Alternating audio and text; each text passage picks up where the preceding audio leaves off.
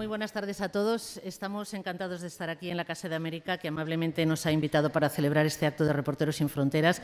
Van a intervenir para daros a todos la bienvenida el director de la Casa de América, Santiago Miralles, nuestro anfitrión, el vicepresidente de Reporteros Sin Fronteras, Alfonso Armada, y el director de Radio 5, Todo Noticias de Radio Nacional, José María Forte, que es la radio que se va a encargar de transmitir en directo estas 2 horas del acto que vamos a ofrecer a todos los oyentes para que puedan seguirlo. Así que le cedo la palabra al anfitrión, Santiago Miralles. Gracias, buenas tardes.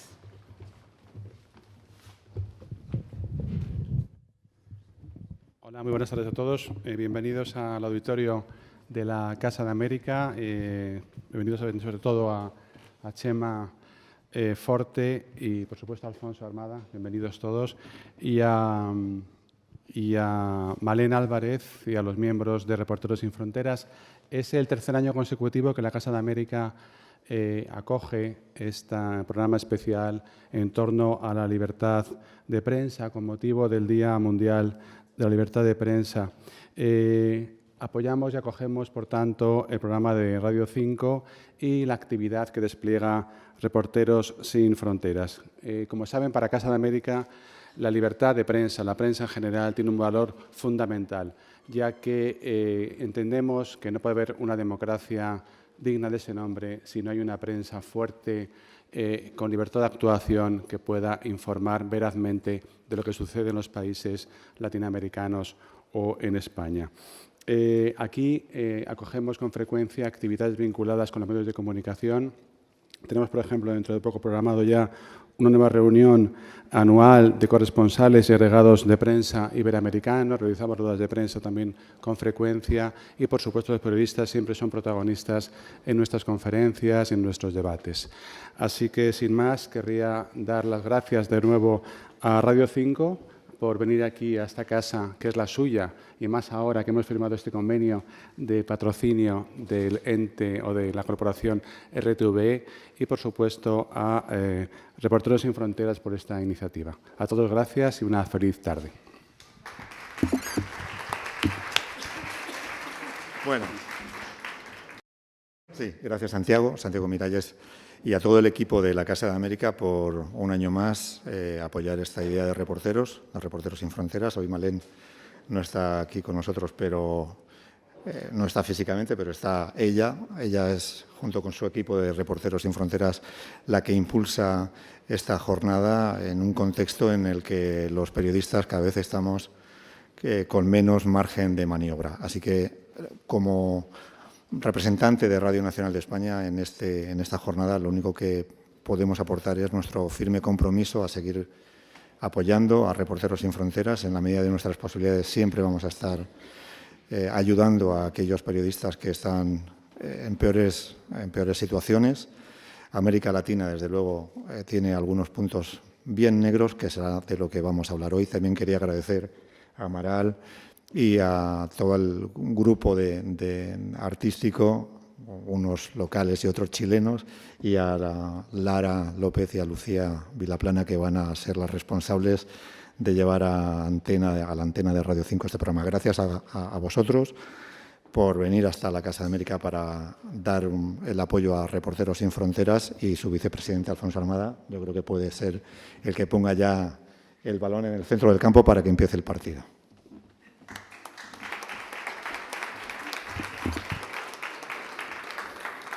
Hola, buenas tardes. Muchísimas gracias a la Casa de América por su hospitalidad, a Radio Nacional también. Es un placer para Reporteros Sin Fronteras, una vez más, estar aquí para dar la tabarra, para recordar que hace falta prensa libre, hace falta contrapoder.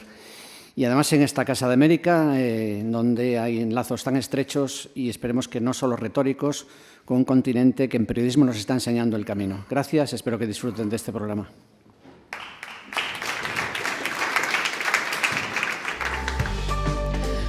Las 5 de la tarde y 8 minutos, 4 y 8 en Canarias. Muy buenas tardes a todos desde la Casa de América en Madrid.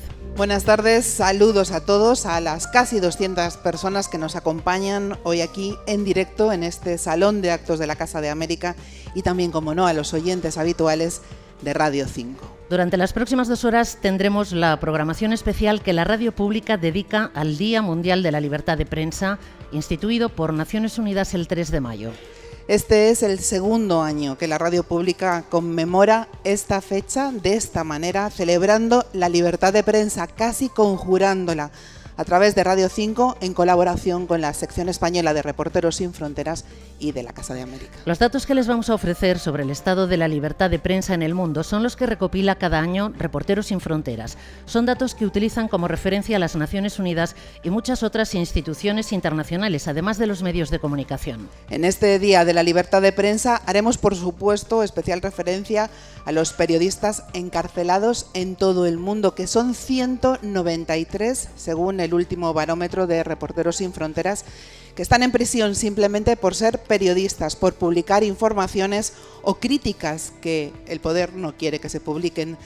Además, hay 166 cibernautas encarcelados también, personas que no son periodistas, pero que se arriesgan a publicar información y opiniones libres en países donde no existe eso, la libertad de prensa, o está muy restringida. Así que estamos hablando de 359 personas encarceladas por informar. La sección española de Reporteros Sin Fronteras apadrina siempre a 10 de esos más de 350 encarcelados a través de sus socios de mayor renombre para pedir su libertad y para que a la privación de libertad de esos periodistas y cibernautas no se sume el olvido de su situación. Esta tarde vamos a escuchar aquí a varios padrinos: Rosa María Calaf, Javier Martín Domínguez, Maite Carrasco y otros más.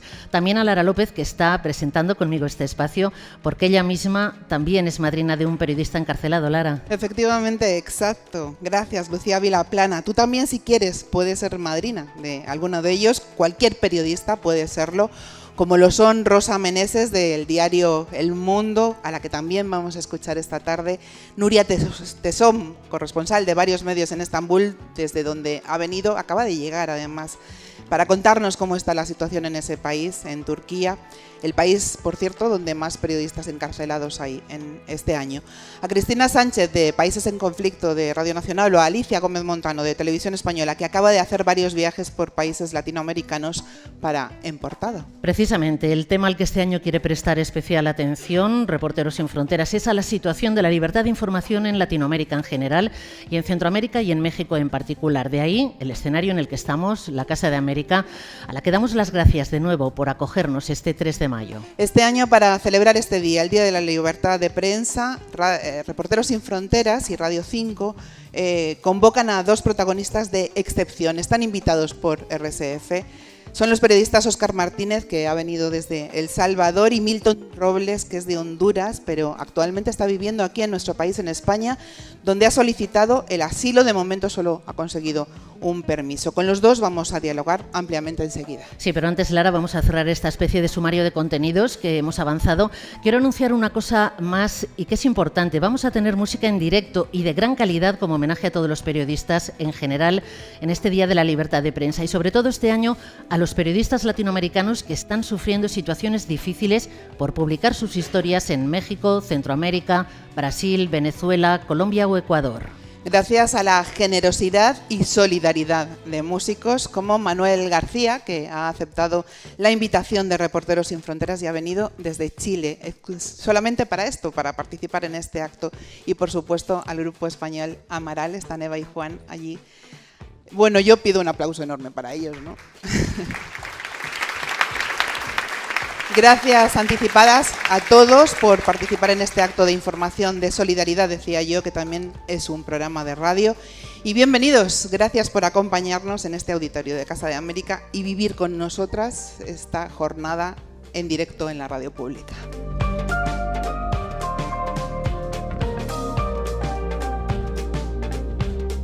Bueno, pues hemos llegado así a las 5 de la tarde y 13 minutos, 4 y 13 minutos en Canarias. Y damos la bienvenida al primer invitado de Reporteros Sin Fronteras, Óscar Martínez. Buenas tardes, bienvenido a Madrid. Buenas tardes, un gusto estar acá y gracias por la invitación y por la atención que ponen en la región. Bueno, de Óscar Martínez lo primero que hay que decir es que es uno de los fundadores de Sala Negra, la sección estrella del diario digital elfaro.net, el principal periódico de El Salvador y uno de los digitales de mayor prestigio de toda Latinoamérica, si no el que más.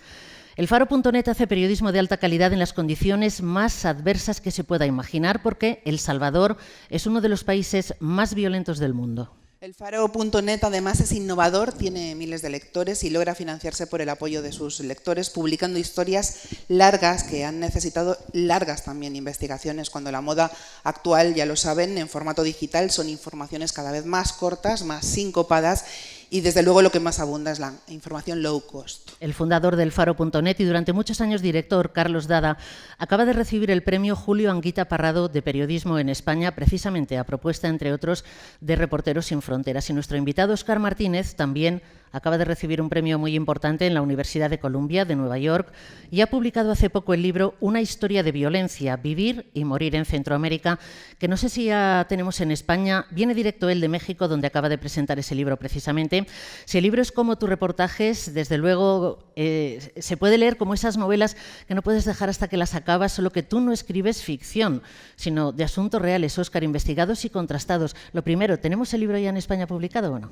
Sí, entiendo que sí. No son tampoco las grandes editoriales muy rápidas para comunicarse con los autores, pero entiendo que sí, el libro ya está en España, en México, en Centroamérica al menos, desde hace un mes. A España entiendo que ha llegado hace unas pocas semanas. Óscar, le hemos pedido que se sume a la conversación al vicepresidente de Reporteros Sin Fronteras, Alfonso Armada, antiguo corresponsal en varios países, enviado especial también en diferentes guerras. Actualmente es el director del ABC Cultural y de la revista Frontera Digital, donde escriben a veces periodistas del Faro.net, precisamente. Y desde luego uno de mis escritores favoritos también, Alfonso Armada. Bienvenido, gracias por acompañarnos. Muchas gracias, es un placer para Reporteros Sin Fronteras y para mí estar aquí, y quiero reiterar el agradecimiento a la hospitalidad de Casa de América y a Radio Nacional. Bueno, pues continuamos. ¿Qué hacemos? ¿Cómo lo vemos? Bueno, yo creo que vamos a aprovechar que está aquí Óscar para que nos ilumine. Ya verá que a Óscar le conozco hace tiempo, también a casi todo el equipo del Faro, he estado en El Salvador. Creo que es un modelo precisamente de periodismo y bueno, quería empezar preguntándole a Óscar, que es uno de los fundadores, precisamente qué es Sala Negra, este aspecto tan peculiar de Faro. En primer lugar, un gustazo hablar con vos, Alfonso. Ya sabes que sos querido en la casa, en el Faro. Mira, Sala Negra es el Faro. Empiezo diciendo que el Faro es un proyecto que surgió de una fuerza aplastante que muchos periodistas tenemos en la actualidad, que es el hartazgo.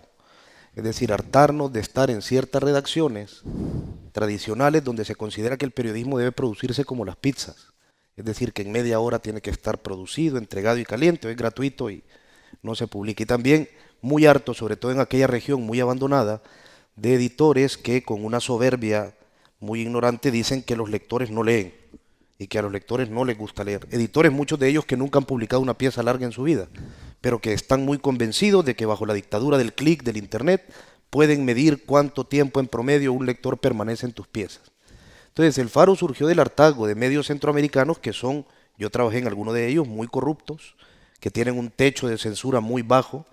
Para poner un ejemplo extremo, que no te permiten mencionar nombres de un restaurante siquiera que sufrió un incendio accidental, porque ese restaurante pone publicidad en ese medio. Entonces, si le ejemplifico de esta manera para decirles hasta dónde puede escalar si te metes con poderes aún más fuertes. Entonces, el Faro surge del hartazgo de muchos periodistas que nos fuimos uniendo en esa plataforma para salirnos del periodismo sin sustancia al que parecíamos estar condenados en una región muy violenta, donde, cosa rara, el mundo le prestó mucha atención al norte de Centroamérica cuando teníamos guerras, pero parece que la paz no les interesó mucho voltearla a ver. Nunca hubo paz, pero a eso que le llamamos paz no entraron. ¿Qué es Sala Negra? Sala Negra es algo que surge después de haber experimentado un modelo de un proyecto que se llamó En el Camino, en el que también participé, donde durante 3 años seguimos el periplo de los indocumentados centroamericanos que cruzan México en busca de Estados Unidos. Entonces, ese modelo nos hizo entender que dedicar a un equipo de 3 fotógrafos, 2 documentalistas y un reportero a ver fijamente un fenómeno complejo permitía explicarlo y, digamos, marcar un momento dentro de la cobertura. Pero luego de ese proyecto en el que habíamos visto cómo el crimen organizado mexicano se había involucrado con el tema de los migrantes, nos hicimos una pregunta cuya respuesta nos avergonzó. Nos preguntamos si esta gente está dispuesta a cruzar este infierno, ¿de qué huyen? Huyen de mi región, del país donde yo nací, pero no podíamos explicar de qué huían. No éramos capaces de marcar los rasgos esenciales que hacían que esta gente huyera. Muchas veces los periodistas, casi siempre, llegamos muy tarde a todas las cosas. Entonces, Sala Negra surge de esa indignación, en este caso con nosotros mismos, por haber sido tan inútiles durante tanto tiempo, y decidimos crear un proyecto de cobertura exclusiva de crimen organizado, pandillas y violencia en el norte de Centroamérica, Guatemala, Honduras y El Salvador. Bueno, para que no conozcan la trayectoria de Óscar, les recomiendo un libro que se puede encontrar en España, Los migrantes que no existen, que cuenta precisamente ese periplo de los que tratan de cruzar México y todas las vicisitudes que tienen que arrostrar. ¿Cuánto suele durar una investigación de Sala Negra y qué riesgos asumís cuando estáis investigando territorios tan espeluznantes como el de las maras o de las zonas corruptas del poder? Mira, en Sala Negra tenemos algo que se llama el baile. Lo bautizamos así porque para permitir que alguien haga un tema se establece una mesa, normalmente los reporteros de Sala Negra, y una persona, el reportero que también es de Sala Negra, debe convencernos al resto de que tenemos que darle cierto tiempo para hacer un tema. Entonces, en ese periplo por convencer a los demás, terminás prácticamente bailando enfrente de ellos para que acepten darte el tiempo que les pedís.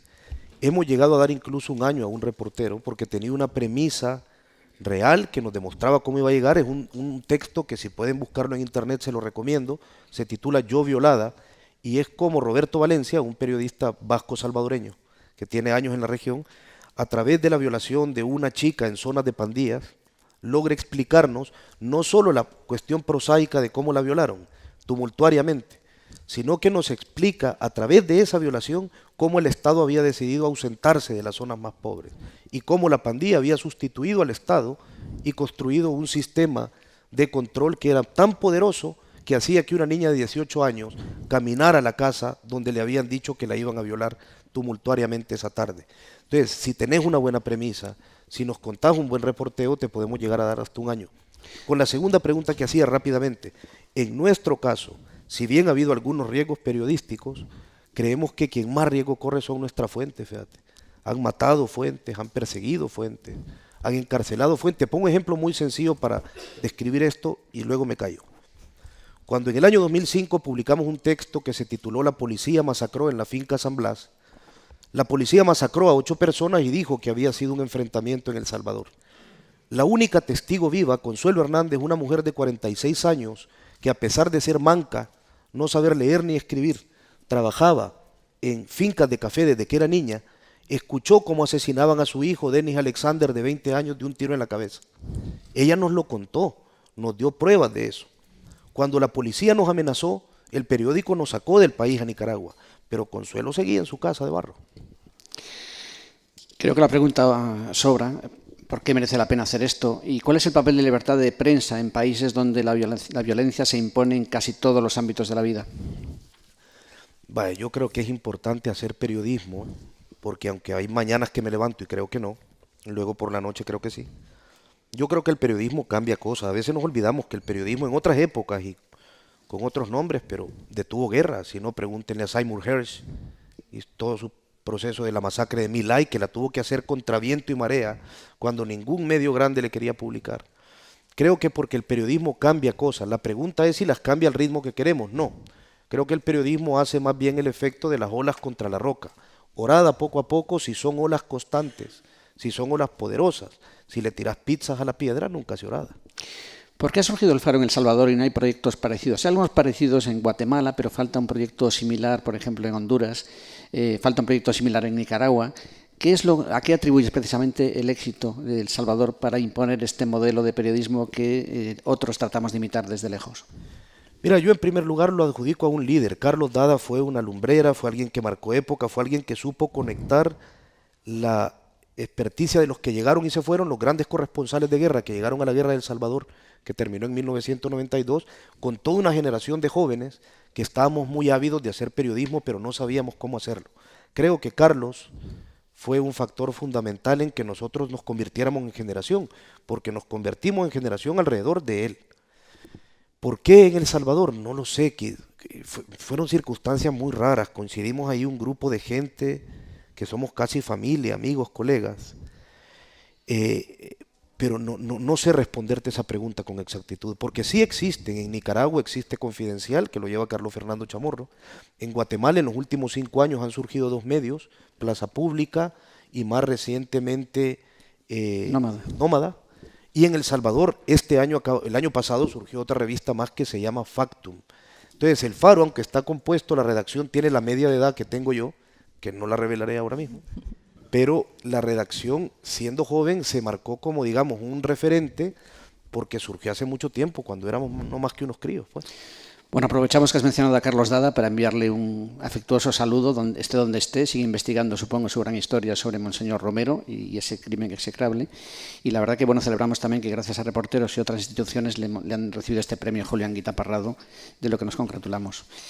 El periodismo que tú y tus compañeros escribís en El Faro es un ejemplo de pura literatura y puro periodismo. Creo que sigue el ejemplo de grandes reporteros como Leila Guerriero, Juan Villoro, Martín Caparrós o Alberto Salcedo Ramos. Muchas son historias muy trabajadas en las que se recurre a todos los instrumentos de la literatura. ¿Por qué algunos de estos reportajes necesitan o piensas que necesitan acabar en un libro? Bueno, yo creo que los libros hacen dos cosas. Uno, abren nuevos públicos, o sea, públicos a los que no se llega. Te pongo un ejemplo muy sencillo, ciertos públicos estadounidenses. Traducir un libro a inglés, las editoriales que tienen una maquinaria distinta y un compromiso distinto que muchas de las editoriales grandes que publican en castellano, permiten llegar a otro público, como dar una charla ante, qué sé yo, 300 señores que tienen más de 50 años en Tucson, Arizona, sobre migración, que de otra forma sería difícil llegar. Pero además yo creo que es una forma de hacer que ciertos materiales que merecen la pena, algunos más que otros, perduren en el tiempo, cuenten durante más tiempo un periodo que ocurrió. Y en tercer lugar, nunca lo olvidemos, es una fuente de financiamiento distinta para nosotros, que somos este gremio de quejistas que siempre estamos apurados por la cuenta bancaria. Entonces, ayuda, te abre otros canales, pero lo de escribir bien, que es algo a lo que muchas veces nos enfrentamos a mofas, porque dicen que ¿por qué no velamos la realidad? Yo solo le encuentro sentido por algo que ya dijo el maestro Tomás Eloy Martínez, que es hacer que lo importante sea interesante, hacer que usted en un día de verano, mientras se toma un vermut en la terraza, en un restaurante en Madrid, quiera leer sobre una masacre en El Salvador. Pues si yo escupo eso sobre una página, intuyo que lo desalentaré a hacerlo. Pero si lo intento escribir con algún amor, si hay alguna cadencia, si se construyen personajes y no solo voces peregrinas dentro del material, tengo alguna posibilidad de que entre vermut y vermut le ponga alguna atención. Para que no se note demasiado que somos amigos, tengo una pregunta incómoda. Alguna antigua colaboradora del Faro se ha quejado de que lo único en El Faro no es ejemplar es en que son un poco machistas. Sí. Y lo cierto es que hay pocas mujeres en El Faro. ¿Por qué? Fíjate que es cierto. De hecho, nos machacaron mucho cuando recibimos el premio a la excelencia de la Fundación Nuevo Periodismo. Subimos a recoger los 7 hombres. Y además nos pusieron de presentador a Martín Caparrós, con lo cual nos terminaron de sacrificar. Hay en Sala Negra, por ejemplo, debo ser honesto, no hay ninguna mujer. Hubo 2 y se fueron. No tengo una respuesta, pero vaya, ya que me han lanzado una pregunta difícil, supongo buscando una autocrítica y que yo me machaque solo, pues lo haré un poco. Mira, sí se ha creado algún ambiente, supongo, de testosterona terrible, cubriendo violencia y pasando todo el tiempo entre esos temas. La cobertura de pandillas te lleva a ser de alguna manera particular. No es una excusa, es una explicación, no estoy excusando. Pero supongo que podemos haber construido una forma de ser que repelan a cierta gente o que en algún momento se quieran ir. Ahora, tengo que decir algo. Eso es algo que tiene que ver con nuestra individualidad. Nunca El Faro, de hecho, tiene una política ahora, después de que nos han machacado tanto como lo acabas de hacer, tiene una política de revirar esto y empezar a incluir muchas más mujeres dentro de la redacción. Qué interesante lo que contáis, Alfonso, Óscar. Os doy las gracias a los dos, pero tenemos que seguir adelante porque pasan ya 28 minutos de las 5, de las 4 en Canarias. Este diálogo profundo sobre periodismo seguro que se va a prolongar en sucesivas intervenciones. Vamos a dejar pendiente una conversación con Óscar para la segunda parte del programa, más adelante, cuando hablemos de periodismo no solo en El Salvador, sino en toda Centroamérica y en México, donde ahora mismo se concentra la violencia contra los periodistas de forma más virulenta. Te esperamos en unos minutos, Óscar. Hasta ahora mismo. Hasta ahora. Alfonso Armada apadrina al periodista ruso Sergei Resnik, que acaba de ser excarcelado, llevaba desde 2011, ¿no?, en la cárcel. Yo creo que seguro que quieres quieres decir algo sobre...? Bueno, yo venía dispuesto a hablar de Reznik precisamente hoy, ya que es mi apadrinado. Y bueno, celebramos en Reporteros Sin Fronteras hace unos días la noticia. Lo que pasa es que no nos acabamos de fiar, bueno, porque Putin está ahí, porque el sistema ruso postsoviético todavía tiene una relación muy perversa con la libertad de expresión, algo que parece que no encaja en la mentalidad rusa. Entiendo que es un requisito fundamental para que una democracia funcione. Reznik, la verdad que llevaba detenido desde 2011 y además con unas condenas absurdas precisamente por quejas de haber vulnerado los requisitos que ser un periodista. Se le acusó incluso de inventarse las amenazas que denunció a la policía, aunque resulta que tuvo que ser hospitalizado. Bueno, celebramos que esté en libertad, esperemos que esto sea un principio de algo positivo, pero la situación de los derechos humanos y de la libertad de prensa en Rusia dista mucho de ser satisfactoria. Lara, ¿quieres decir algo más sobre el periodista ruso que apadrina a Alfonso? Porque voy a desvelar un secreto, tú también eres su madrina. Efectivamente. No, insistir en que su libertad es de justicia y que siga excarcelado es la gran noticia, ¿no? Bueno, comentábamos al comenzar este programa especial que tenemos con nosotros no solo a los protagonistas, lo están oyendo, de muchas historias dolorosas a través de quienes nos las cuentan, los periodistas como personas interpuestas, también a quienes hacen de la palabra metáforas que a veces nos hacen más libres, o al menos lo intentamos. Es el caso de nuestro primer invitado, un artista que en su país no puede salir a la calle, se lo juro, sin recibir el cariño de su público. Cada 2 segundos está firmando autógrafos. Dentro de una semana tiene 3 conciertos seguidos en uno de los teatros más importantes de la capital, en Santiago de Chile, y aún así este músico, poeta, pintor, ha querido cruzar 10.000 kilómetros y acompañarnos esta tarde. Yo pido un aplauso para Manuel García.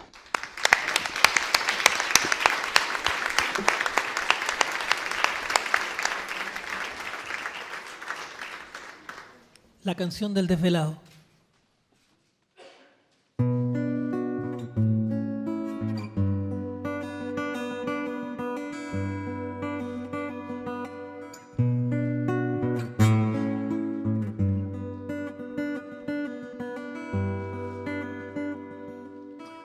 Algo que siempre ha nacido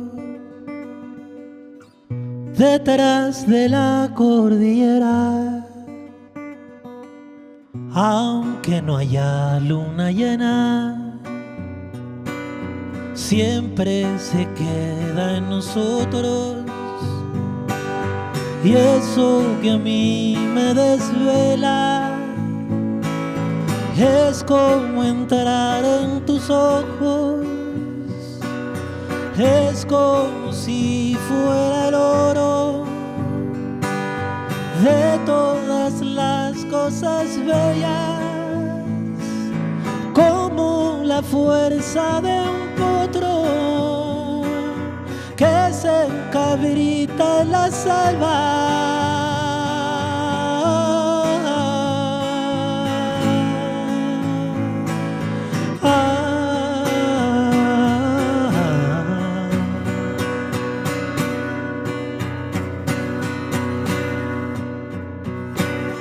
Algo que nos toca el hombro, diciendo el tiempo que queda. Todas las bestias salvajes, serpientes de lunas viejas, pasan y toman asiento, pero eso no me desvela, sino la luz que despierta en las mañanas que venga otro camino de luz.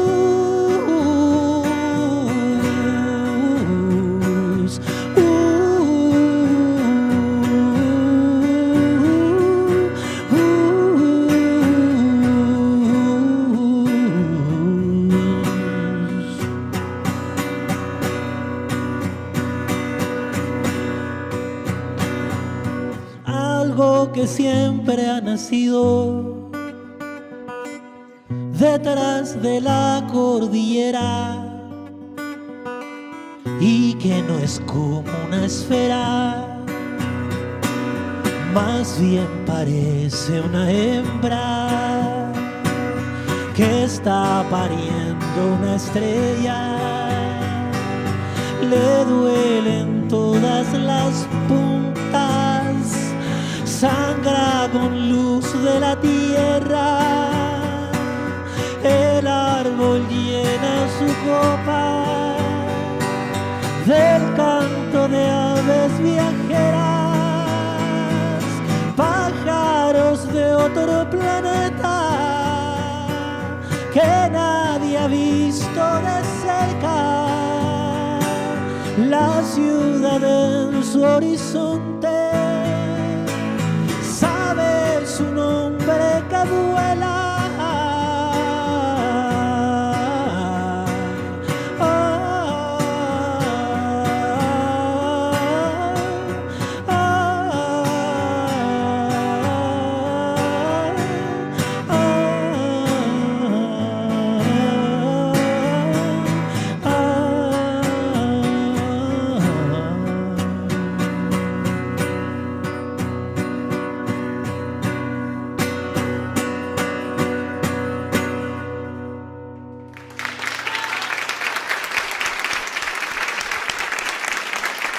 Manuel García. Toda una historia, ¿no, Manuel, detrás de esta canción? Toda una historia, digo yo, detrás de la canción del desvelado. La canción me la pidieron para una película, se llama Los ecos del desierto, es de Andrés Wood, cuenta acerca de detenidos desaparecidos en Chile durante la época de la dictadura, especialmente la historia de Carlos Berger, que era abogado y también periodista. Entonces, yo la película, como un chileno, muy vinculado a esa historia, por supuesto, no la he visto. Me bastó con el tráiler, con la fuerza de lo que las imágenes mostraban, pero leí el guión, por supuesto, y escribí la canción que es esta que acabo de hacer, que es la canción del desvelado, por lo que siento un privilegio también, como latinoamericano y chileno, de estar entre gente preocupada de nuestras realidades políticas y sociales. Muchas gracias. Muchas gracias. 5:35 de la tarde, una hora antes en Canarias. Damos la bienvenida ahora a Rosa María Calaf, corresponsal, lo saben, de Televisión Española en muchos países del mundo durante muchos años, en Latinoamérica además. Creo que la base principal en Buenos Aires. En Buenos Aires. Pero bueno, se movió por todo el continente. Gracias por estar hoy con nosotros. Te vamos a preguntar enseguida por situaciones difíciles, por situaciones de conflicto para periodistas y medios, sobre todo allí, bueno, en Argentina, Brasil y otros países, pero déjame durante unos segundos que te pregunte primero por tu mejor recuerdo periodístico, porque un poco de... Qué difícil, porque he sido tan extraordinariamente afortunada, ¿no? en mi vida personal y profesional. Bueno, el hecho de estar aquí hoy, por ejemplo, pues es una buena prueba, ¿no? La verdad es que tuve bastante la suerte de vivir la historia en directo, ¿no? Y poder contarla, pero creo que probablemente de los recuerdos fantásticos fue de toda esa gente que conocí que habían logrado resistir, ¿no? En la defensa de sus derechos y de las libertades suyas y de los demás en tantos países, ¿no? Porque bueno, pues pude cubrir el Chile, que había ya conseguido echar a Pinochet, el Paraguay, que se había liberado de Stroessner. Estuve pues haciendo reportajes en Brasil, por ejemplo, recuerdo cuando se hacían los reportajes con tiempo, o sea, no como ahora. Y que se hacían antes de que llegaran, que sucedieran las cosas. Por ejemplo, la visita de Juan Pablo II, pues activistas pues como toda la gente que trabajó con Chico Méndez, su hija, el obispo Casaldáliga, etcétera, ¿no? Entonces, bueno, es difícil decir uno, ¿no? Pero yo creo que la suerte fue esa, ¿no? El poder transitar por esa América Latina que nacía de nuevo a la democracia, aunque luego la euforia hubo que lamentablemente matizarla bastante, ¿no? Y en el lado negativo, pues en fin, en esa entrada del Fondo Monetario Internacional con sus recetas a saco por todos lados, ¿no? El periodismo, Rosa, te ha dado muchas satisfacciones. Imagino que también te habrá hecho vivir momentos difíciles. Estabas hablando ahora mismo pues, de los problemas que había en Argentina, de toda Latinoamérica. El año pasado hubo ataques contra la redacción del Tiempo argentino. Quizá el mayor problema allí sea también la concentración de medios y su enfrentamiento con el poder, ¿no, Rosa? Sí, bueno, en general eso suele ser en casi todas partes, ¿eh? Lo que pasa es que ahí es muy extremo. Yo he estado hablando ahora, bueno, estos días sabiendo que iba a venir aquí con compañeros, sobre todo Norma Morandini, que es una extraordinaria periodista argentina, que me merece muchísima confianza, un poco para ver cómo estaba la situación ahora, Y bueno, pues ahora ha mejorado algo con respecto a la etapa Kirchner, que evidentemente, pues en fin, era un régimen, ¿no? Prácticamente. Pero sí que es cierto que entra dentro de esa característica, ¿no? De, bueno, que hay que estar sorteando continuamente pues, el control de los poderes fácticos, hay que resistir a esas voluntades de los gobiernos en fin, de corruptos pues, en general y publicitarios, etcétera, y de vez en cuando pues esquivar balas, ¿no? También, eso sobre todo me refiero a los periodistas locales, más que los internacionales, que siempre mi homenaje es para ellos. Y entonces es cierto que esa idea, por una parte de unos de querer perpetuarse en el poder, pasa por la concentración de medios y pasa bueno, pues por esa voluntad, ¿no? De intimidar a los periodistas de diversas maneras, ¿no? Que puede llegar pues luego, en fin, a la violencia física, y puede pasar pues, por otras formas que últimamente pues, se aplican más, ¿no? que pueden ser pues, el descrédito, cosa que por ejemplo se utiliza muchísimo, no hace falta matar con balas, se pueden matar reputaciones, ¿no? Y después pues, bueno, la banalización, ¿no? De la forma y el fondo de los contenidos, ¿no? Es decir, de qué hablamos y cómo hablamos. Y está claro que la concentración de medios facilita todo eso, ¿no? Y aparte, pues bueno, hay otro componente que es el Estado capturado por organizaciones más o menos criminales, ¿no? Desde los narcos a pues bueno, consorcios, grupos familiares, industriales con gran potencia. Es decir, esa promiscuidad tremenda entre la política y los negocios, ¿no? Oye, y en Brasil el año pasado fueron asesinados 3 periodistas. Según las noticias que se pueden consultar en la página de Reporteros, suele ser habitual que las autoridades locales de cada estado o de ciudades concretas utilicen la amenaza, el acoso a través de denuncias, incluso fabricando acusaciones falsas, ¿no? Contra los periodistas que han publicado datos sobre la corrupción y todo eso. Sí, Brasil, que tiene un marco jurídico bastante aceptable, ¿no? Con respecto al tema de la libertad de prensa, se está quedando cada vez más sobre el papel, y esa, se ha mencionado un poco antes, Óscar, ¿no? Esa violencia cotidiana en la que vive Brasil y que cada vez, pues en fin, va en aumento, está evidentemente también pues, afectando a los periodistas, ¿no? Es decir, los periodistas son objetivo. Y, como digo, pues ya no solo de intimidaciones más o menos sutiles o más o menos bruscas y directas, sino pues realmente en fin, que les va la vida, y sobre todo en un marco de una extraordinaria impunidad, ¿no? Que es lo que precisamente pues, acaba de complicar la cuestión. De hecho, ha habido, en fin, esa clasificación que hay, ¿no? De la situación de la libertad de prensa, que, por ejemplo, ha hecho saltar a Brasil desde el puesto 58 en el 2010 al 104, ¿no? En el 2016, 104 de 180 países, ¿no? Bueno, pues hay que tener en cuenta eso, porque se está poniendo a nivel de los peores países en cuanto a la seguridad de los periodistas, y como bien has dicho, realmente es la propia, muchas veces las fuerzas de seguridad, etcétera, ¿no? Que están directamente atacándoles y yendo claramente a por ellos, ¿no? Y de hecho, bueno, lo que ocurrió con Dilma Rousseff es una evidencia, ¿no? del problema serio que hay con el tema de la libertad de prensa en Brasil, ¿no? Porque casi, pues bueno, es un golpe de Estado, ¿no? Tenemos muy poco tiempo, Rosa María, pero no me gustaría dejar sin mencionar el papel tan importante en Latinoamérica de las radios comunitarias, pequeñas emisoras en lugares de difícil acceso y mal comunicados, que tienen un papel social enorme, un papel democrático esencial en la mayoría de los países, pero que son tan vulnerables, ¿no? Claro, ahí está, ¿no? Porque efectivamente están tremendamente indefensas.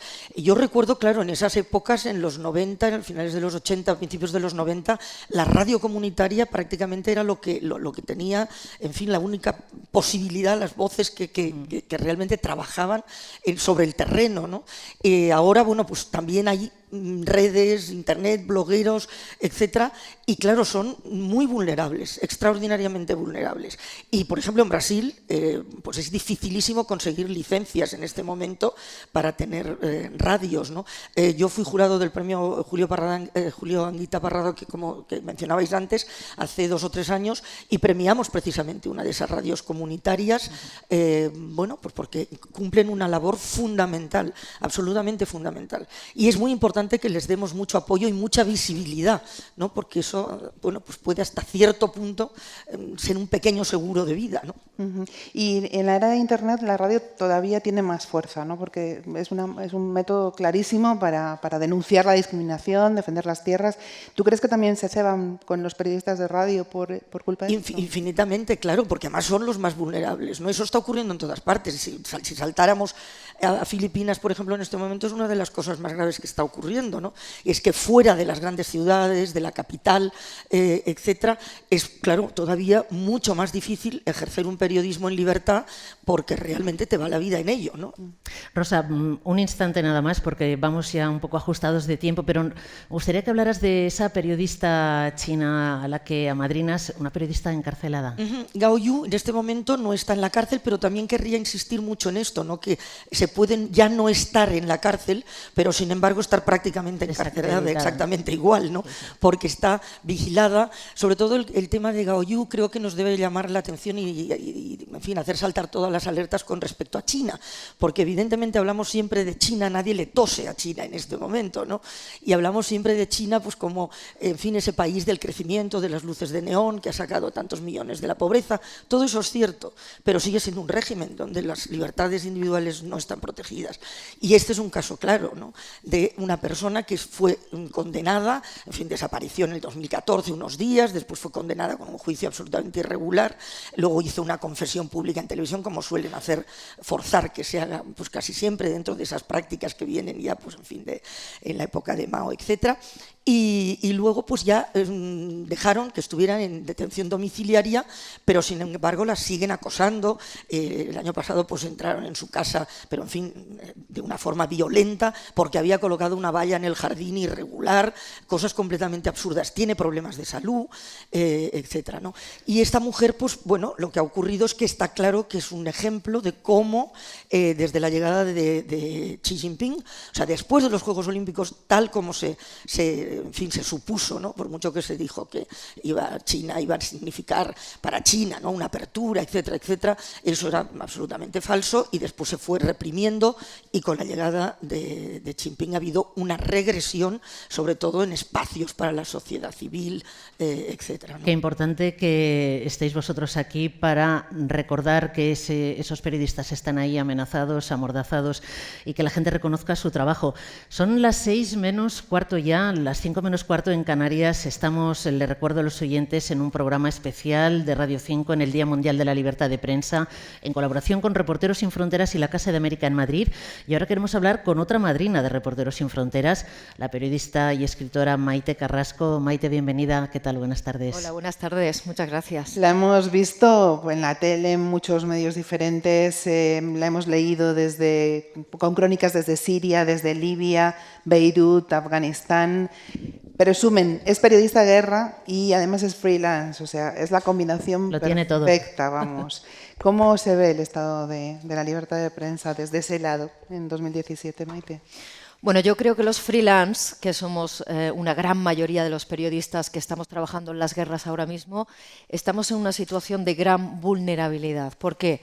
Pues porque no tenemos una cobertura de un medio que esté detrás cubriéndonos las espaldas, y eso es muy importante a la hora de cuando te hieren sobre el terreno y te tienen que evacuar, o tienen que evacuar tu cadáver en el peor de los casos, o te secuestran y alguien tiene que pagar tu rescate o mediar en el rescate de tu secuestro. Luego también somos muy precarios, ¿no? En el sentido de que no hay dinero detrás para pagar la guerra. Cubrir una guerra es muy caro. En Mosul, por ejemplo, un freelance tiene que pagar 700 euros para ir hasta Mosul desde Erbil, un día con un coche blindado y con un guía que te lleve de forma segura hasta allí, evitando las carreteras donde está el ISIS. Por lo tanto, cuando te pagan 500 euros por una crónica de televisión, no puedes pagar 700 euros de un conductor, un fixer, creamos nosotros, que es el guía que te lleva en una guerra y que es el que te protege.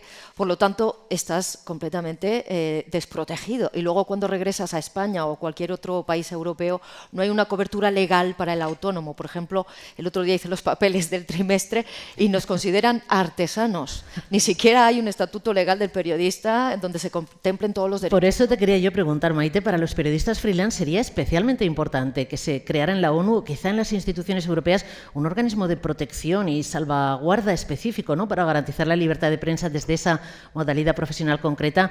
Sois los que mayor peligro corréis en lugares en conflicto, secuestros, agresiones. También hay periodistas freelance encarcelados. ¿Crees que sirve de algo esto que hacéis en Reporteros Sin Fronteras de amadrinar a periodistas encarcelados? Por supuesto, yo creo que es una ayuda enorme, ¿no? Es una ayuda psicológica y una ayuda legal, pero la ayuda psicológica, yo que el año pasado apadrinaba a un egipcio que después liberaron, tuve la suerte de conocerlo. Michael Nabil, y era un chico fantástico que dijo que le había ayudado inmensamente que Reporteros estuviera detrás y que hubiera una gente que hubiera estado luchando por él, ¿no? También tuve ocasión de hablar con un sirio, es decir, que yo creo que es muy importante que ellos sientan ese calor, el calor de la gente que está detrás pensando en ellos y creyendo en que la libertad de prensa es importante en este mundo, cada vez más importante en este mundo en el que estamos. Ahora eres madrina de Narges Mohammadi, que es la portavoz o era la portavoz del Centro de Defensa de los Derechos Humanos en Irán, una organización que lidera la Premio Nobel de la Paz, Shirin Ebadi, y supongo que querrás decir algo de tu amadrinada. Sí, rápido. Porque desde luego la situación que hay en Irán es tremenda. Son de las peores cárceles que hay para librepensadores, para los pensadores que hay contra el régimen, y que se castiga de forma muy dura, ¿no? En su caso está ya por su segunda condena, como en el caso que decía Rosa María Calaf, entra y sale de la cárcel también. También se habla muy a menudo de esos problemas de salud, porque hay muchos malos tratos dentro de las cárceles, en especial en las iraníes. Y ella, por ejemplo, tiene un problema de salud, tiene una parálisis física facial después del interrogatorio primero del año 2010, y entra y sale de la cárcel, ahora está en una segunda condena, y desde aquí le enviamos todo el apoyo del mundo y la fuerza para que pueda soportar esa situación. Desde luego que sí. Gracias, Maite, por tu testimonio, por tu compromiso y por tu tiempo. Maite ha venido desde Barcelona para no faltar a esta cita con Reporteros Sin Fronteras. Y Nuria Tesón ha venido desde Estambul, que se dice pronto también, para participar en este acto desde Reporteros Sin Fronteras. Trabaja en muchos medios nacionales e internacionales desde Turquía, es el país en el que reside desde hace 2 años. Conoces muy bien la situación de los periodistas ahora mismo en Turquía. Es que, ¿qué te voy a decir? Bienvenida, gracias, necesitamos tu testimonio. Hola, buenas tardes, gracias por invitarme. Yo creo que los que más lo necesitan son los periodistas turcos. Turquía es la mayor cárcel de periodistas del mundo en estos momentos. Erdogan se ha esforzado mucho en conseguir que ahora mismo en este momento haya 120 trabajadores de medios de comunicación encarcelados, no solamente periodistas, sino también blogueros y otras personas que trabajan en medios de comunicación. No solamente eso, sino que desde el golpe de Estado, del intento de golpe de Estado del pasado julio, se han cerrado por decreto 156 medios de comunicación, lo que supone que otros 2.500 periodistas al menos se han quedado sin trabajo, con lo cual no solamente es algo que afecte a esos periodistas que acaban entre rejas o a esos informadores que se quedan sin trabajo, sino que afecta a todo el público y a toda la sociedad turca, que está viendo cómo poco a poco se despedaza la libertad que tienen, el derecho que tienen a ser informados de una forma adecuada. Nuria, ¿y por qué crees que ocurre esto? ¿De qué acusa a los periodistas el régimen de Erdogan? Bueno, el régimen de Erdogan lo que está intentando es tildar a todas las voces que están en su contra de terroristas. La etiqueta del terrorista es muy fácil y es uno de los principales cargos que se están utilizando para encarcelarles, especialmente después del golpe de Estado y de que se acusara a un grupo islamista conocido como FETÖ, o los simpatizantes de Fethullah Gülen, que es un clérigo islamista que reside en Estados Unidos. Desde que se les acusara de intentar hacer ese golpe de Estado, cualquiera puede ser acusado de ser terrorista. Se está haciendo una limpia en todas las instituciones. Hay más de 200.000 personas destituidas de puestos de trabajo académicos, escritores. La universidad está totalmente... Jueces también. Sí, jueces, policías. Eso implica que no hay ninguna voz opositora, y el hecho de acusarles de terrorismo es algo muy fácil, porque se puede acusar a cualquiera de ello y no tienen que presentar pruebas. El ejemplo más sangrante es el del diario Cumhuriyet, un diario izquierdista. El nombre del propio diario significa República, y ha habido hasta 13 periodistas de ese diario encarcelados. En estos momentos muchos sí están fuera ya, pero pendientes de juicio. Y a esos periodistas se les acusa de pertenecer a una agrupación islamista cuando son una formación izquierdista. Entonces es un absoluto sinsentido. Lo mismo ocurre también con muchas publicaciones kurdas de la minoría kurda que está en Turquía, a los que se acusa de terroristas y se les encarcela sistemáticamente. ¿Hablamos un minutito de Saucán? Sí, porque Saucán es un fotoperiodista egipcio que es el periodista al que amadrino y que me encantaría haber tenido la suerte de decir, al menos como Alfonso o como Rosa María, que se encuentra en arresto domiciliario, pero no es así. El régimen de Abdel Fattah al-Sisi, el régimen del exmilitar, se está esforzando también en acabar con cualquier voz opositora en Egipto, con acabar con cualquiera que se niegue a seguir los dictámenes del régimen. Saucán lleva más de 3 años en prisión. En agosto cumplirá 4 años, está enfermo de hepatitis. Hablé con su hermano esta semana en el Cairo, acabo de llegar del Cairo, y me ha pedido que por favor no le olvidemos que para él es muy importante, como bien comentaba Maite hace un momento, que no se les olvide. Le he dicho que si quería que trajeran un mensaje para este encuentro que íbamos a tener y en el que iba a hablar de él, y me ha pedido que por favor le salvemos. Yo tengo la fotografía de Saucán en mi Facebook, no te digo más. Por hacer fotografías está Saucán en la cárcel en esas condiciones. Qué valiosos los testimonios Él que habéis y otros traído 63 periodistas, no lo olvidemos. No hay que olvidarlo, no hay que olvidarlo. Gracias Nuria Tesón, gracias Maite Carrasco por vuestros testimonios y por vuestro compromiso con la libertad de prensa. Gracias. Y nosotros seguimos con ese compromiso como motor, en este caso de la música, y pido un aplauso para Juan y Eva Amaral.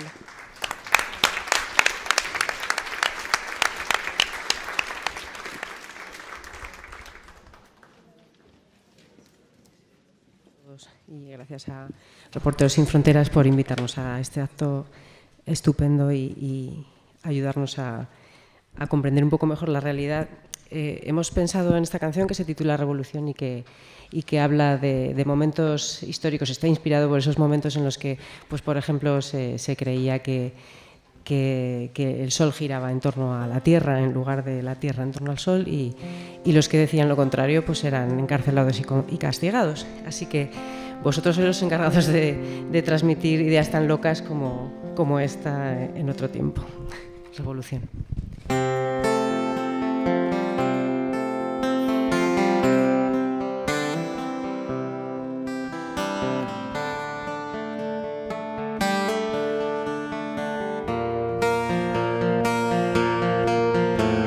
Somos demasiados y no podrán pasar por encima de los años que tuvimos que callar por los libros prohibidos y las entradas secretas,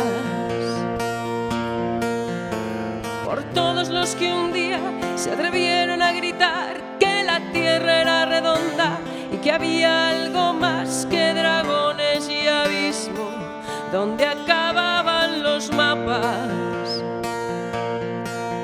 Por las noches de vacío, cuando te ibas a dormir, esperando que la suerte volviera a sonreír, con los ojos abiertos, esperando un milagro. Oh, siento que llegó nuestra hora. Esta es nuestra revolución. Somos demasiados y no podrán pasar por encima de la vida que queremos heredar, donde no tenga miedo a decir lo que pienso. Por todas las canciones que empiezan a nacer para no ser escuchadas, al fin lo van a ser, cantadas con rabia por los que siempre callaron. Oh, siento que llegó nuestra hora. Esta es nuestra revolución. Somos una luz cegadora, fuerte, más brillante que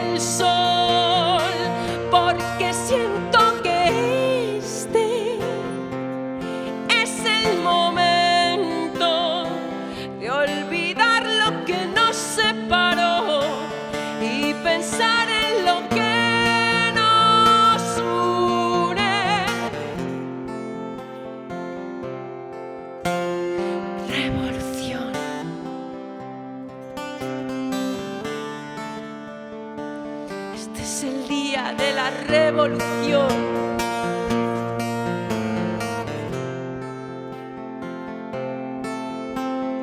Revolución.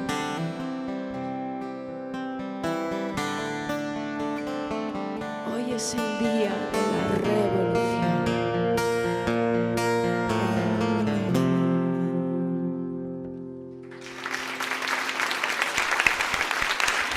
Gracias. Juan y Eva Amaral, Revolución, también han querido estar hoy con nosotros en este auditorio de la casa. Sí, siempre es un placer escucharles. Cuando vienen aquí tan generosamente es doblemente de agradecer, Lara, ¿verdad? Cualquier cosa que hagan es de agradecerla. Bueno, pues ya queda apenas un minuto para el boletín de noticias. Después estaremos aquí, seguiremos en Radio 5 con este programa especial de la radio pública en colaboración con Reporteros Sin Fronteras y Casa de América en el Día Mundial de la Libertad de Prensa. Nuestra primera cita será después del boletín, no se lo pierdan, con el periodismo en Honduras, Centroamérica y México. Aquí seguimos. Pues son las 6 de la tarde y 5 minutos, las 5 y 5 en Canarias y seguimos aquí en directo en la Casa de América, en este programa especial de Radio 5 por el Día Mundial de la Libertad de Prensa. Un programa que estamos haciendo en colaboración con Reporteros Sin Fronteras en la Casa de América, aquí en Madrid, en el que estamos prestando atención prioritaria a la situación de la libertad de prensa en Latinoamérica y más prioritaria aún en Centroamérica y México, donde la violencia contra periodistas y medios es más virulenta. Teníamos una cita pendiente con un joven periodista hondureño que acaba de conseguir el asilo en España. Bienvenido a Casa de América y bienvenido a España, Milton Robles. Buenas tardes. Buenas tardes, Lucía. Buenas tardes, Lara. Buenas tardes al auditorio que nos acompaña aquí en Casa de América, a Macu y al colega periodista salvadoreño. Y pues muchísimas gracias por invitarme. Voy a presentarte para que sepa la gente con quién vamos a charlar en los próximos minutos. Milton Robles era corresponsal del sitio web criterio.hn, miembro del Comité por la Libre Expresión, que es una red de alerta y protección para periodistas en Honduras, activista defensor de los derechos humanos y presidente de la Asociación Hondureña Comunicadores Sociales. No sé si puede seguir haciendo todas esas cosas. Las amenazas a la prensa y a los periodistas, sobre todo, persiguen siempre lograr el silencio sobre alguna cosa. Han logrado silenciarte. ¿Sobre qué no querían que hablaras tú? Bueno, llevo casi 20 años en el ejercicio del periodismo, como lo he dicho en anteriores ponencias y anteriores entrevistas aquí en España desde mi llegada. Y lo último que hice fue una investigación sobre algo que le llaman un impuesto de guerra en Honduras. Es un tipo de extorsión que, bueno, se maneja, bueno, el colega salvadoreño lo podrá conocer también, ellos conocen mucho el tema de las maras. Y realmente me llama la atención lo que pasa en Europa y especialmente en España, que ahora mismo en una entrevista de radio me preguntaban, oye, en Honduras existe una pandilla que se llama Los Maras. Las Maras es una denominación y son varias organizaciones, no es una pandilla. ¿No es una marca? No, es una denominación. Es una pandilla, es una banda, es lo equivalente a eso. Ajá. Pues volvemos a invitar a alguien que ha hecho muchos reportajes sobre las maras, sobre la violencia que impregna toda la vida social en El Salvador, en Centroamérica, en México. Buenas tardes de nuevo, Óscar Martínez del Faro.net. Bienvenido de nuevo. Buenas tardes, un gusto seguir aquí. Y para vertebrar, además, este diálogo con los dos periodistas centroamericanos, vamos a llamar con nosotros a Macu de la Cruz, a la vicepresidenta de Reporteros Sin Fronteras, que durante muchos años fue redactora de Radio Nacional de España, buena parte de esos años además haciendo información sobre terrorismo, la violencia y el periodismo siempre emparejados, de forma forzosa casi, ¿no? Buenas tardes, Macu. Buenas tardes Lara, buenas tardes Lucía, buenas tardes Milton, Óscar, buenas tardes a todos.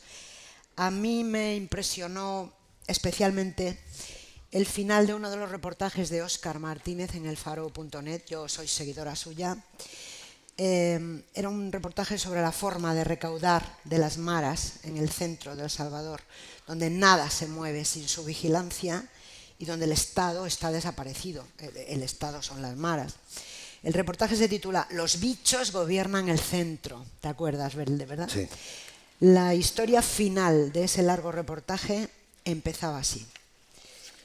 Frente a mí, una familia que por más de 15 años ha vivido de vender en el centro. Frente a mí, la historia más poderosa de todas las que escuché en estos 3 meses de investigación. Son 6 páginas de mi libreta, 2 horas de grabación en mi teléfono. es una historia que no voy a contar. Si la cuento, los mato. Me impresionó muchísimo. Tampoco aquí en la Casa de América puedes contar esa historia, supongo. ¿Qué periodismo se puede hacer cuando sientes que las maras o los narcotraficantes o los malos de la película son quienes gobiernan realmente en tu país? Mira, en primer lugar, un periodismo que requiere de mucho tiempo, porque para no poner en riesgo a esas personas que valientemente se atreven a hablar, necesitas que te permitan más de un día o lo que ahora los medios de comunicación consideran que es darte tiempo para hacer un reportaje, que a veces es 3 días, sino unas pocas horas de un día, antes de que tengas que ir a cubrir un concierto de Britney Spears o algo así. Entonces, necesitas tiempo para poder hacer esas inmersiones responsablemente. Pero luego dejo una idea ahí metida sobre el tema de las pandillas. Las pandillas son una consecuencia de lo que ha pasado en Centroamérica. Recordemos que nacieron en el sur de California, en Estados Unidos, y han sido una consecuencia creada por la toma de malas decisiones, principalmente de 3 gobiernos: el hondureño, el guatemalteco, el salvadoreño y el estadounidense. Escucha, Milton, lo que publicó Reporteros Sin Fronteras en su página web sobre ti en septiembre pasado. El 3 de septiembre de 2016, en la ciudad de San Pedro Saula, al noroeste de Honduras, el periodista Milton Robles fue amenazado por un desconocido que circulaba en automóvil y que le apuntó con un arma. 2 semanas antes, un individuo que conducía el mismo vehículo intentó atropellarlo. Estas agresiones sucedieron después de que Robles realizara una investigación sobre los impuestos de guerra, exigidos y recabados por grupos criminales locales, las maras, y apuntara que las autoridades estaban implicadas en este caso. Estas amenazas tan explícitas supongo que fueron las que te han traído a España. ¿Cómo estás, Milton? ¿Qué tal estás aquí? ¿Se puede seguir siendo periodista en el exilio? ¿Estás en algún medio? Hasta la fecha no, y pues ese es un desafío. Al final, pues no te queda otra que acudir al tema de las redes sociales, crear tus propios blogs y continuar con la lucha, porque más allá de ser un periodista, yo soy un defensor de la libertad de expresión y realmente sí es muy duro. Es difícil dejar todo, dejar tu familia, dejar todo atrás después de 20 años de trayectoria, alejarte de tu país simplemente por decir la verdad, simplemente por defender a aquellos que otros no defienden, aquellos que no tienen voz, aquellos que sencillamente se dan al silencio porque las autoridades están tan involucradas. El Estado de Honduras, yo difiero un poquito con Oscar del tema de las maras, porque en Honduras es una cosa totalmente diferente a lo que pasa en El Salvador y lo que pasa en Guatemala. Si bien es cierto, sus nombres son iguales, las principales que predominan, que la Mara 18 y la Mara MS o Salvatrucha, como le llaman, pero en Honduras, solo en San Pedro Sula tenemos 138 organizaciones criminales. Entonces, como lo dije en el informe anual de Reporteros Sin Fronteras, y lo he venido repitiendo a todas las ponencias que he hecho y las entrevistas que he cedido desde mi llegada a España, el problema es que en Europa todo lo ven como simples maras, siguen con el tema que son maras, que son jóvenes, pero no están entendiendo que estos jóvenes son víctimas del sistema también. Estos jóvenes son como los soldados de guerra, como le digo yo así, que tú eres la comandante del ejército, tú envías a los soldados a la guerra, ellos son la cara visible del problema, pero tú estás tranquila en tu oficina dando órdenes y nadie sabe quién eres. Eres invisible. Así sucede en Honduras. Altos mandos del ejército, de la policía, diputados, miembros del gabinete de gobierno están involucrados en este tema de las extorsiones. Esto fue lo que me trajo a España, que yo divulgué pruebas testimoniales de personas que eran víctimas de este tema. Óscar, estoy segura de que has estado en situaciones de extremo peligro, trabajando. ¿Te han amenazado directamente con una pistola, como a Milton? Es extremadamente difícil ser periodista en esas condiciones. ¿Tú cómo lo haces para poder trabajar? Yo tengo la suerte de pertenecer a un periódico que nos cuida y que se ha construido, por suerte, una reputación que la utiliza para protegernos. Es decir, lo que el Faro El Faro reaccionó antes de la publicación de algunos materiales, en algún momento poniéndonos escolta, pero el problema es que eso te mata periodísticamente, no puedes hacer trabajo periodístico. ¿Cómo yo voy a entrevistar a una señora del mercado con 2 guardaespaldas atrás? Y en segundo lugar, sacándonos del país a un grupo de reporteros, 3 en concreto, después de la publicación de una de las masacres policiales que hemos publicado. Entonces, yo no puedo de ninguna forma, por las condiciones particulares que yo tengo, no estoy hablando por todos los demás colegas, ubicarme en el centro del problema de la cobertura periodística que al menos yo hago en Centroamérica.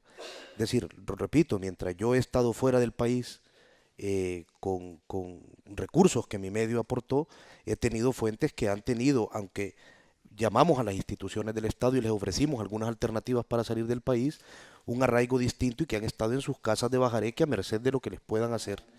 Entonces, en el Faro sí consideramos que un medio de comunicación tiene que tener esas previsiones, porque recordemos algo, en muchas ocasiones no es el medio de comunicación en la región de la que venimos, México, Centroamérica, el que tira al barranco al reportero, pero sí es el que lo para al lado del abismo.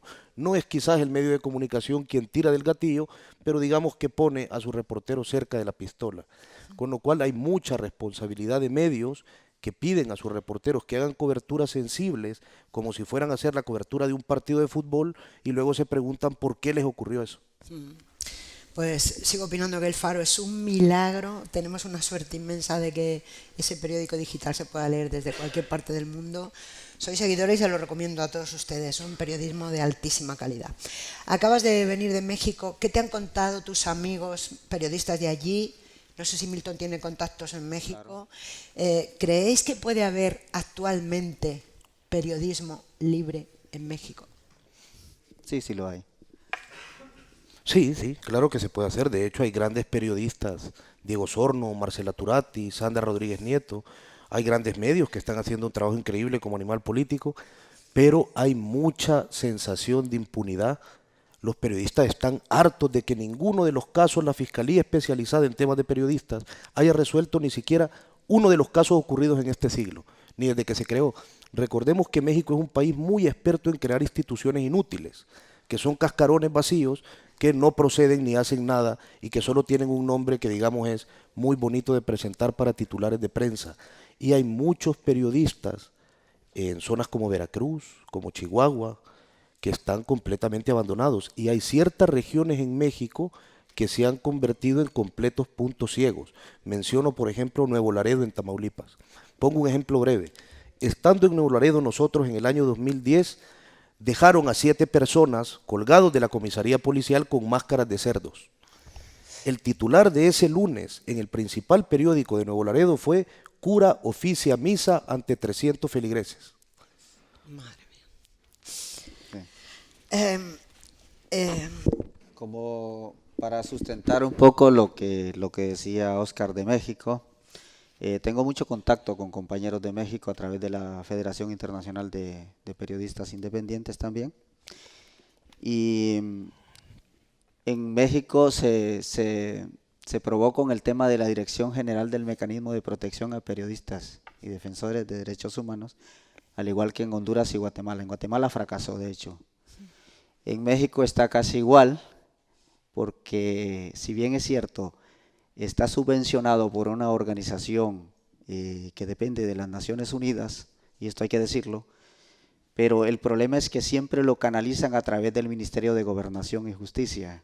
En este caso lo mismo pasa en Honduras, y se supone que protegen la identidad del periodista en riesgo, pero al final no lo hacen. Eso mismo me pasó a mí.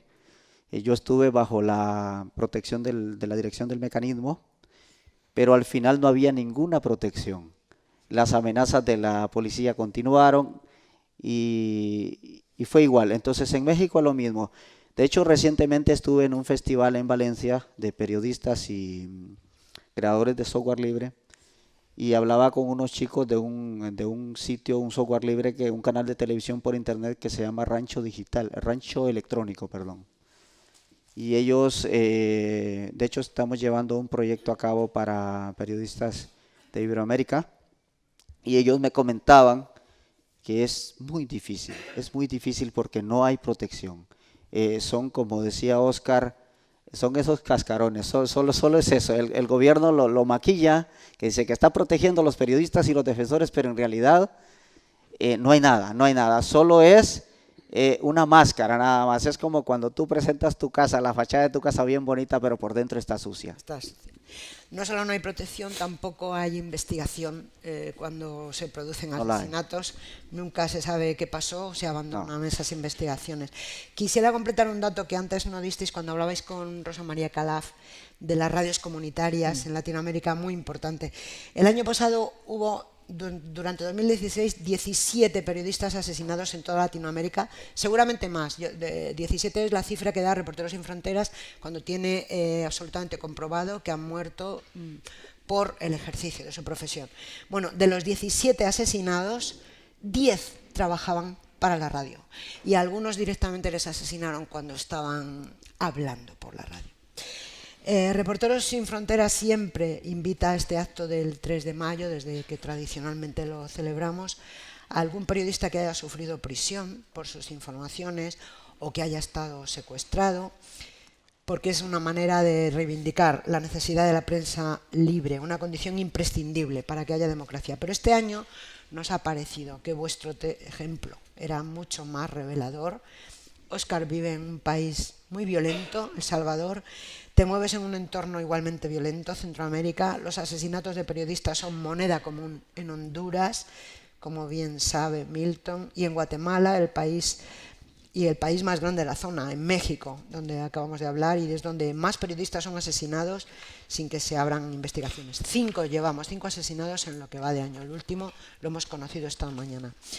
¿Qué puede hacerse para que el periodismo siga cumpliendo su función esencial en esas sociedades? Unas palabritas sobre cómo veis el futuro. Mira, yo en primer lugar creo que las gremiales periodísticas de nuestros países son muy débiles. En el caso de El Salvador lo puedo decir con total contundencia, y se encargan más de cosas que no tienen que ver con la urgencia del periodismo, pero yo creo que de alguna manera esto pasa también por ejercer presión a la forma en la que ciertos dueños de medios entienden el oficio del periodismo, en la que desnaturalizan el trabajo periodístico convirtiéndolo en simplemente un producto que no tiene nada que ver con la calidad de la información. Yo creo que informar mejor, y esa es la experiencia del Faro, intentar informar mejor, intentar hacer periodismo, no solo es nuestra labor, sino que protege, sino que te permite llegar a otros públicos, te permite rodearte de otras esferas, te permite que cuando algo te pasa, sintas que hay mucha gente pendiente de lo que haces. La mejor arma, más periodismo. En el caso de Honduras, el panorama como que cambia un poquito por el tema que hay un colegio de periodistas, pero este solo se encarga de defender a los dueños de medios, a los monopolios y a los que están ligados a los gobiernos de turno. No existe un gremio periodístico que esté ligado a los intereses y a la protección de los comunicadores sociales, especialmente los que están en las zonas más vulnerables, como cuando tú mencionabas las radios comunitarias, por ejemplo. Estos no tienen ningún tipo de protección, e igual los organismos internacionales cuando llegan solo llegan a la capital de la República, Tegucigalpa, a San Pedro Sula, y si les alcanza el tiempo van al Caribe, a La Ceiba. Pero de lo contrario se olvidan de los demás periodistas. Es donde más casos de asesinatos han habido, de hecho, pero luego están organizaciones como en el caso de Reporteros Sin Fronteras, que recibe información, pero que no la puede recibir al 100 al final, porque tenemos a una corresponsal para el caso, que se llama Dina Meza, que es la corresponsal para Reporteros Sin Fronteras, que no le daría el ancho para cubrir todo el país, y luego está seguidamente intervenida, siempre está intervenida en sus líneas telefónicas y todo. Entonces es casi imposible divulgar lo que realmente pasa. Entonces, en nuestro caso sería realmente crear otra organización alterna. Pues muchas gracias a los dos por vuestro testimonio, por vuestro tiempo. Yo casi quiero pedir música para ellos. Música y aplausos, claro que sí. Manuel García vuelve al escenario de la Casa de América, desde donde estamos retransmitiendo en directo para Radio 5 en colaboración con Reporteros Sin Fronteras.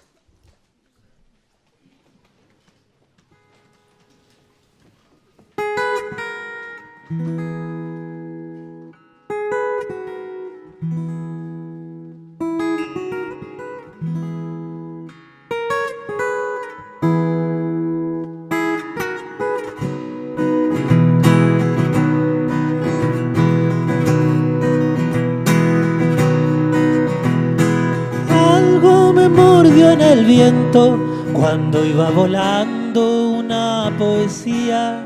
Alguien de hace tiempo como que sabía lo que ahora siento.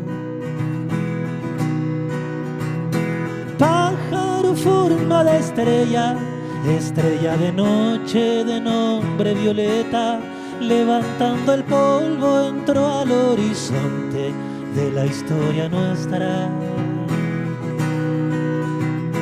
Violeta para estos años, banderitas lindas de papel de diario que colgó la gente en las calles del mundo, volarán por siempre.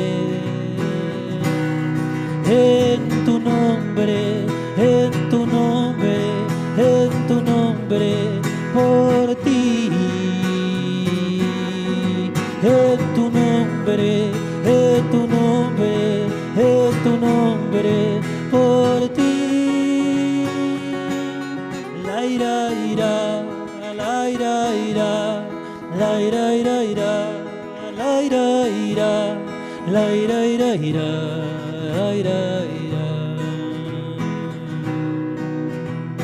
Violeta para estos años, bordando la vida, volando tus manos, pasan por un pueblo como un libro abierto con letras de barro.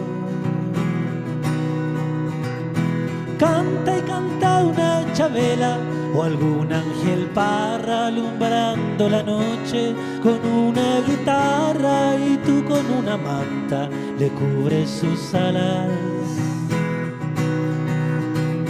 La muerte baila tus coplas, le gusta la vida bailar con tu sombra.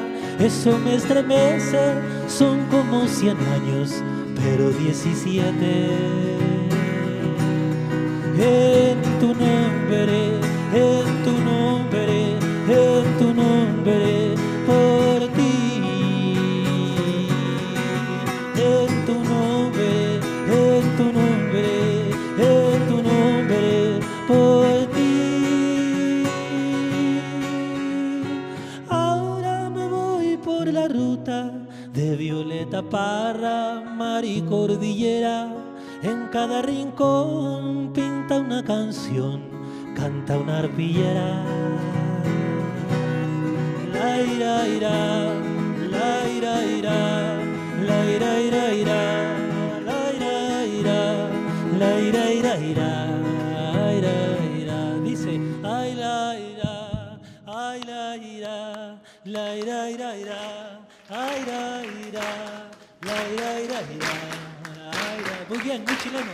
La ira ira, la ira ira, la ira ira ira, la ira ira, la ira ira ira, ay la ira, la ira ira, ay la ira.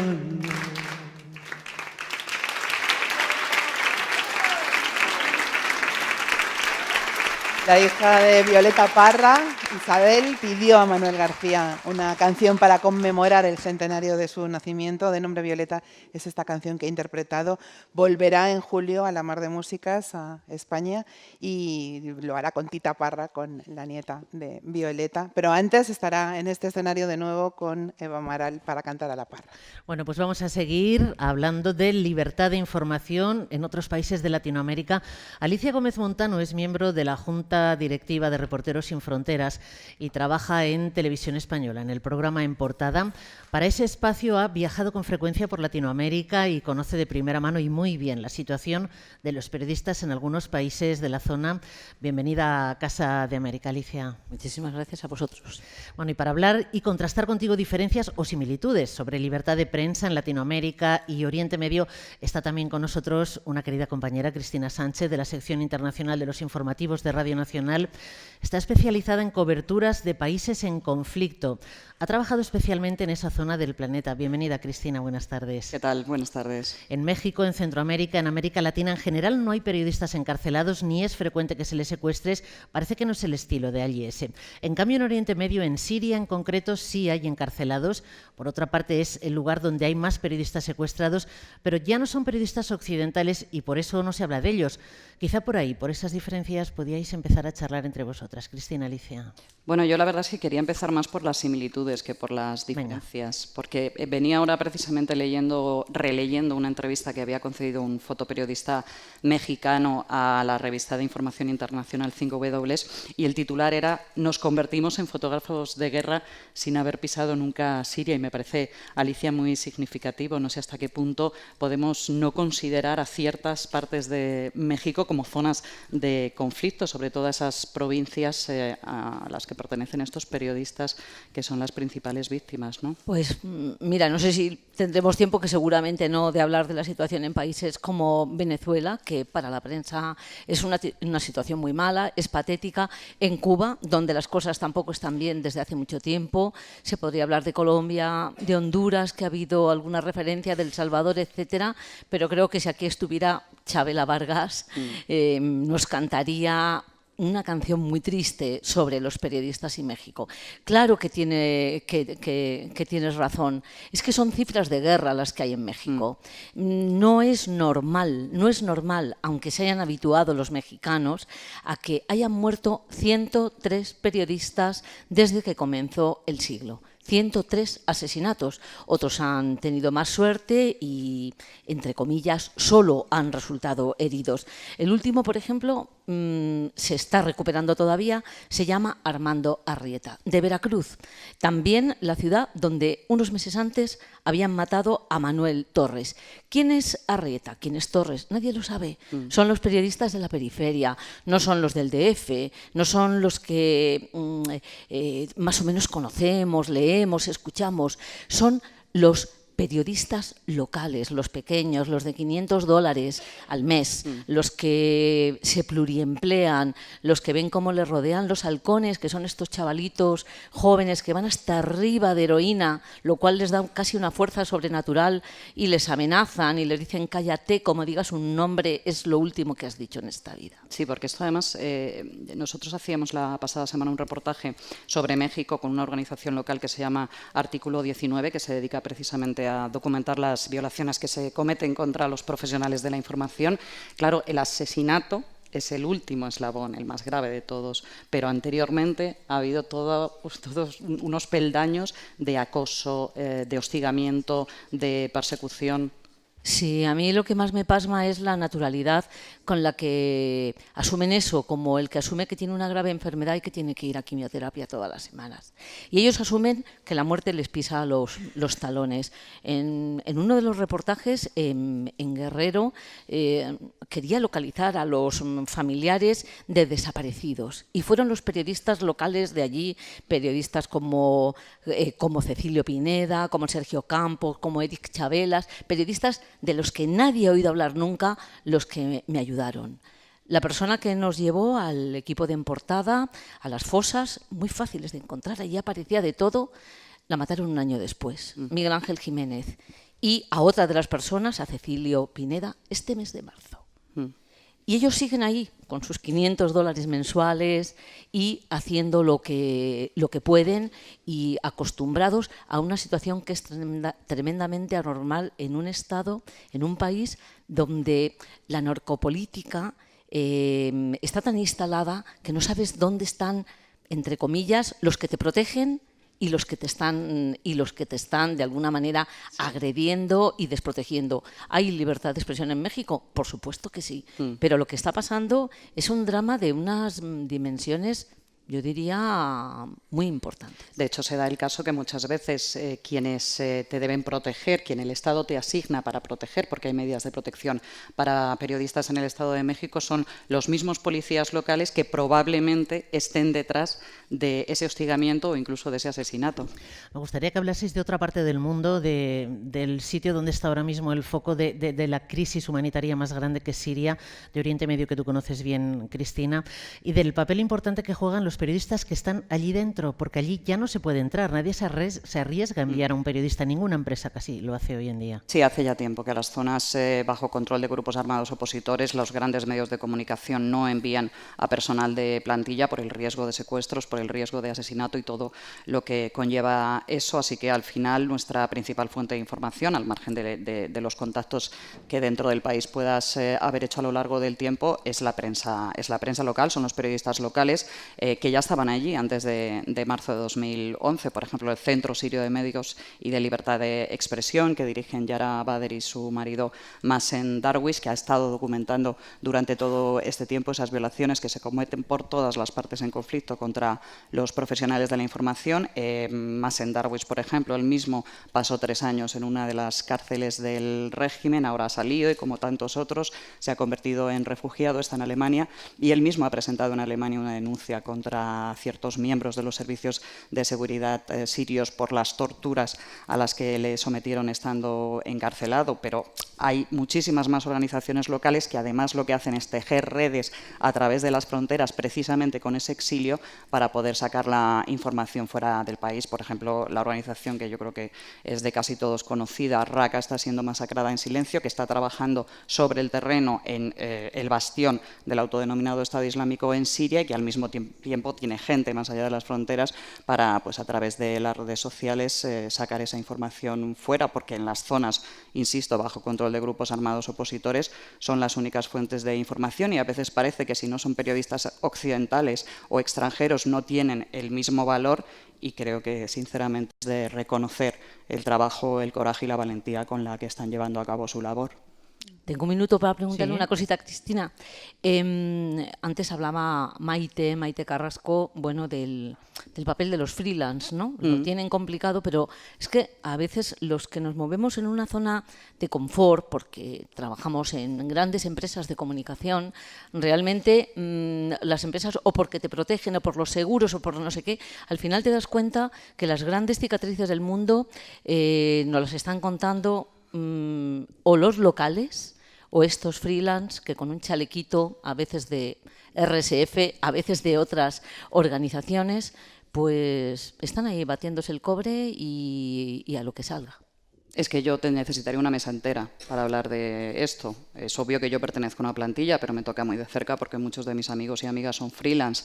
Desde luego, si queremos hablar de libertad de prensa al completo, no es posible si no tenemos unas condiciones de trabajo dignas y si no se pagan unas tarifas que al menos puedan costear los costes que lleva hacer una información de calidad. Y en el caso de las coberturas internacionales, que son muy caras, los grandes medios de comunicación, tradicionales y no tradicionales, han decidido ir a la carta, ir a pagar entre 60 y 80 euros por pieza, ahorrándose, como tú bien decías, un chaleco antibalas, un casco, un seguro, bueno, billetes de avión, mordidas que hay que pagar estando allí. Los fixer, que quiero aquí también hacerles un homenaje y reconocer la labor de nuestros fixer locales, que son el 70 al 80% de las coberturas internacionales, mucho más importantes que nosotros mismos cuando viajamos a estos lugares. Todo eso es muy caro y desgraciadamente a día de hoy, insisto, no hay medio de comunicación tradicional o no tradicional, no sé si me sigo oyendo, sí, tradicional o no tradicional, que esté pagando unas condiciones dignas a estos freelance, que evidentemente son quienes están sustentando las coberturas internacionales. Así que desde aquí hago un llamamiento a todos los medios de comunicación, más bien a las direcciones, para que apuesten por este tipo de información. Vuestras voces, desde luego, son las suyas. Antes decía Nuria Tesón que Saucán le pedía que no les olvidemos. Eso estamos haciendo. Gracias a las dos por participar en este programa especial que estamos haciendo, pero yo, Alicia, creo que querrás hablar, por supuesto, de tu periodista de Bangladesh, ¿no? 10 segundos para no olvidarnos de él. Está en la cárcel. Fue en una ocasión, solía en libertad, bajo fianza y volvió a entrar. ¿Cuál es el delito que ha cometido Salahuddin? El delito que ha cometido es escribir sobre el radicalismo islámico e intentar viajar a Israel, algo que en su país han considerado una traición, porque si eres ciudadano bangladesí no se puede viajar a Israel. Él lo intentó, le confiscaron sus materiales y posteriormente fue condenado. Está en la cárcel, teóricamente para 7 años. Esperemos que sean muchos menos, pero por lo menos nosotros no podemos olvidarle. Muchísimas gracias, Alicia. Muchísimas gracias, Cristina. Gracias a vosotras. 6:38 de la tarde, una hora antes en Canarias. Seguimos en Radio 5 con esta programación especial en el Día Mundial de la Libertad de Prensa, en directo, lo saben, desde la Casa de América en Madrid, y estamos recibiendo ya a otros dos padrinos de Reporteros Sin Fronteras. Están con nosotros ya ocupando el lugar en esta mesa aquí en la Casa de América en Madrid, donde estamos realizando este programa en directo. Rosa Meneses, ¿qué tal? Buenas tardes, Rosa.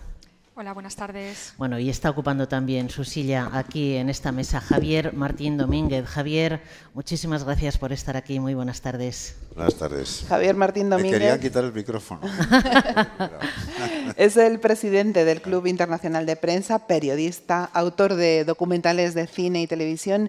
Hace años fue corresponsal de Radio Nacional de España, de nuestra casa en Nueva York, y de otros medios en Japón y otros lugares del mundo. Y Rosa Meneses es la secretaria de la Junta de Reporteros Sin Fronteras, reportera de Internacional del periódico El Mundo. Así que, aprovechando este perfil profesional internacional que tenéis ambos, vuestra pertenencia a organizaciones de periodistas con prestigio como el Club Internacional de Prensa y Reporteros Sin Fronteras, una pregunta, Javier, Rosa, ¿cómo veis el futuro para la libertad de prensa en el mundo en esta época en la que acaba de ocupar la presidencia de Estados Unidos una persona como Donald Trump? No hemos hablado de él todavía. Bueno, pues ha llegado en un minuto muy tardío en el programa, ¿no? Porque es el personaje que está en todas las salsas y el que más miedo nos ha metido, aunque en las últimas semanas vemos que sus decisiones políticas empiezan a ser quizá un poco más atemperadas, ¿no? Pero es curioso, ¿no?, ver que desde la perspectiva americana, ¿no?, cuando los medios han tenido sus mayores capacidades de conseguir audiencias, de llegar a cualquier sitio, de utilizar las redes, de no estar sujetos, aunque nos den miedo, ¿no?, que parece que se va a acabar el papel de la prensa, pero que era muy difícil distribuirlo, ¿no? Y hoy que estos medios llegan a todas partes y que los periodistas tenemos otras herramientas mucho más dúctiles, pues nos encontramos en una diatriba tremenda pensando que la libertad de prensa no solamente está en peligro, que nos parece obvio, en Siria, en Corea del Norte, en Venezuela, sino en el mundo occidental, en los Estados Unidos y en Europa, donde las cortapisas que está poniendo el poder para tener acceso a la información son quizá mayores que nunca, pero sobre todo son más civilinas, más invisibles de lo que estábamos acostumbrados a manejar en los medios informativos y los periodistas en general. Entonces, yo creo que tenemos un cierto miedo desde los medios, desde la prensa, de que el poder está utilizando todas sus capacidades y sus artimañas para esconder la información y para manipularla. Y asistimos pues al gran momento de la democracia, que son unas elecciones, y no sabemos muy bien si estamos recibiendo la información correcta, si las campañas están amañadas. Se culpa a Putin, se culpa al FBI, ¿no? Y realmente asistimos a una ceremonia de la confusión tremenda en lugar de al brindis de la libertad que suele ofrecer el periodismo, ¿no? Yo me imagino, Javier, que tienes muchos amigos periodistas en Estados Unidos. ¿Tienes alguna referencia concreta de cómo están viviendo esto ahora mismo? Pues yo, es curioso, ¿no? Acabo de decir todas estas cosas, pero bueno, hace no muchas semanas estuve aquí un buen amigo que es Martin Baron, el director del Washington Post, dando unas conferencias en España, y encontrábamos a un hombre, sabiendo lo arrollador que estaba siendo este mecanismo de poder de la presidencia de Trump, y al mismo tiempo muy optimista de las capacidades de investigación de la prensa, ¿no? Y cómo medios como el Washington Post o el New York Times demostraron en la campaña electoral que sí estaban a la altura de las circunstancias y sacando a flote una serie de datos, de circunstancias sobre las políticas de pasado, sobre los deals económicos, etcétera, de los candidatos y en el concreto de Donald Trump, muy importantes, ¿no? También nos contaba que su periódico, desde que fue comprado por una empresa digital, pues le va económicamente mejor, cuando todos pensábamos que los grandes buques insignias de la información americana iban a colapsar, y como tememos también de los nuestros, ¿no? Entonces yo creo que hay un cierto optimismo también porque ante esta situación de ser tan fustigados por el poder, de darnos tan poca cancha, ¿no?, de ocultar la información, de darte pocos medios, de disminuir las capacidades de las empresas, yo creo que el periodismo de compromiso se ha acentuado y ha dado un paso hacia adelante. Yo vengo ahora de Menorca, de unas jornadas dedicadas a Albert Camus, cuya abuela era originaria de Menorca y por eso se han celebrado ahí. Y casi todos los compañeros que han participado y otros escritores lo que más reivindicaban en la figura de Camus era el periodismo de combate, el periodismo de rigor y de pasión que él ejerció. Y yo creo que en la profesión se ha despertado de nuevo esa pasión por ejercer el oficio y por defender las causas importantes, que son las causas de la gente, ¿no? Bueno, estábamos hablando de Estados Unidos, estamos hablando de la libertad de prensa allí, con un personaje, con una persona como Donald Trump en la presidencia. Quiero aprovechar el siguiente minuto, que vamos muy mal de tiempo, para que nos traslade el testimonio de su experiencia allí estos días, que nos cuente cuál es la última. El corresponsal de Radio Nacional de España en Washington, Fran Sevilla, nos escucha por teléfono, hay algo de retardo, pero vamos a tratar de recibir tu mensaje y de hacerte presente a través del teléfono en este acto de Reporteros sin Fronteras. Fran Sevilla, muy buenas tardes. Buenas tardes, ¿cómo estáis? Pues estoy justo al lado de la Casa Blanca, en el lugar que se supone donde reside el hombre más poderoso del mundo y que efectivamente, como venís contando y como estaba contando ahora Javier, bueno, pues ha embarcado una campaña con unos ataques increíbles contra los medios de comunicación, con unas acusaciones permanentes de inventarse las noticias cuando esas noticias no le gustan o no son favorables. Y una institución como la Freedom House, la Casa de la Libertad, que se dedica precisamente a monitorizar el estado de la libertad de información en el mundo, decía en este informe que se publica hoy que precisamente los ataques de Donald Trump contra los medios de comunicación, su hostilidad permanente contra los medios de comunicación tiene primero un efecto aquí en Estados Unidos, en el propio Estados Unidos, a la hora de limitar el acceso a la información, a las fuentes, etc. Pero, sobre todo, el riesgo, el mayor peligro no es en Estados Unidos. Aquí, físicamente, no vamos a querer a los periodistas, no se los secuestran, no se los asesinan. El problema, dice el informe, es que ese ejemplo de Donald Trump cunde en otras partes del mundo. Y cuando en otras partes del mundo se ve que Estados Unidos, que se supone que era uno de los adalides de la defensa de la libertad de información, se convierte en uno de los principales fustigadores de la libertad de información, pues entonces en otros países ocurre lo mismo. Tenemos el ejemplo aquí al lado de México. En 2 meses, ahora mismo, México es incluso más peligroso para ejercer el periodismo que la propia Siria. O sea que estamos hablando de una realidad terrible contra la que hay que reaccionar, que es ese ataque contra los medios de comunicación. Fran Sevilla, corresponsal de Radio Nacional de España, muchísimas gracias por ese mensaje que nos trasladas desde Washington. Sabíamos que tu gusto habría sido estar aquí con nosotros, pero bueno, ha sido posible gracias al teléfono. Un abrazo, hasta luego, Fran. Bueno, hay retardo en la línea telefónica y con Javier Martín Domínguez estaba Rosa Meneses, la presentábamos hace un instante. Rosa viaja con bastante frecuencia a países de Oriente Medio. Seguro que también conoce y tiene amigos periodistas en esos países. Me gustaría que nos contara, Rosa, ¿qué te trasladan ellos? ¿Qué les preocupa más? ¿Qué sabes de cómo se desenvuelve su trabajo? ¿Cómo es su día a día en el trabajo? Bueno, pues su día a día es durísimo. Mis amigos que son originarios de allí, de países del este del Mediterráneo, pues tienen que lidiar a diario con amenazas, con palizas, incluso con detenciones de familiares, porque ellos se dedican a informar. Igual hay veces que no les agreden directamente a ellos, sino a sus familias. Hoy me contaba un compañero, del que no puedo decir su nombre ni su país por su seguridad, que por el simple gesto de intentar abrir una página web dedicada a informar sobre los refugiados está sufriendo amenazas, el acoso de las autoridades, incluso un familiar suyo ha sufrido una paliza. Es decir, es una experiencia común en muchos países de la región donde no hay un conflicto desatado, pero quizá no hay que ver que estas amenazas vienen de grupos salafistas o grupos islamistas. No son solo ellos los que amedrentan a los periodistas, sino también los propios gobiernos, los propios servicios de inteligencia.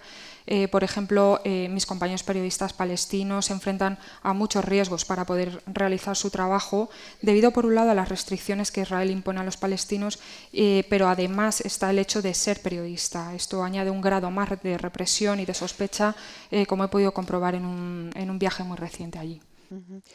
Seguro que queréis decir cualquiera de los dos algo de vuestros apadrinados también, ¿no? Porque Rosa, tú amadrinas a un bloguero iraní, creo que ahora mismo está en prisión y además se teme por su vida.